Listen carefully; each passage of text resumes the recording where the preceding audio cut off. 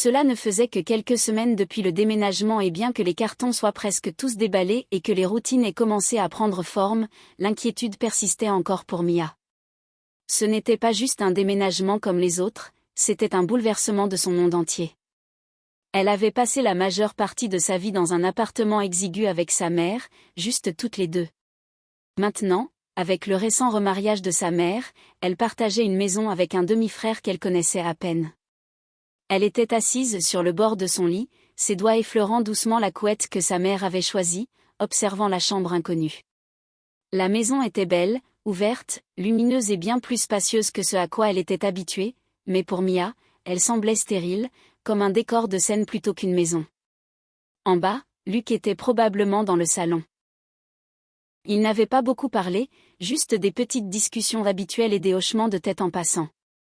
Il semblait poli, parfois même réfléchi, mais quelque chose chez lui la mettait mal à l'aise, pas de manière dangereuse, juste inconnue. Peut-être était-ce la façon dont il la regardait parfois, comme s'il essayait de voir au-delà du rôle de demi-sœur qui lui avait été attribué. Ou peut-être était-ce simplement qu'il n'avait pas fait partie de la vie qu'elle avait connue et qu'il était soudainement là, dans cette nouvelle vie. La voix de sa mère résonna dans sa tête, « Donne-lui une chance, Luc est un bon gars, il essaie aussi de s'adapter. » Mais Mia ne pouvait s'empêcher de penser, « Et moi, alors ? Ça fait plus longtemps que je suis là, c'est moi qui ai tout vu bouleverser. » Il semblait que toute l'énergie était consacrée à faire en sorte que Luc se sente bienvenu, tandis qu'elle était silencieusement censée s'adapter. Ce soir-là, sa mère appela depuis le bas des escaliers, la voix joyeuse, « Mia, descends, on va dîner en famille, Luc a aidé à choisir les recettes. » Elle s'arrêta un instant, résistant à l'envie de rester dans sa chambre, mais la culpabilité l'emporta et elle descendit.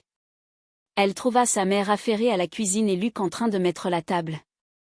Quand il la regarda, son sourire était décontracté. « Et, contente que tu aies pu nous rejoindre. » Elle lui sourit, mince et polie.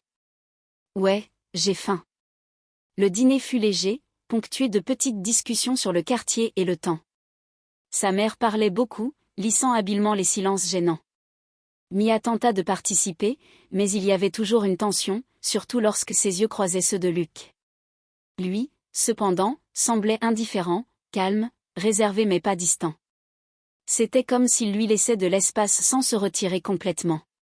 Plus tard, Mia s'assit dans le salon, ses pensées tourbillonnant.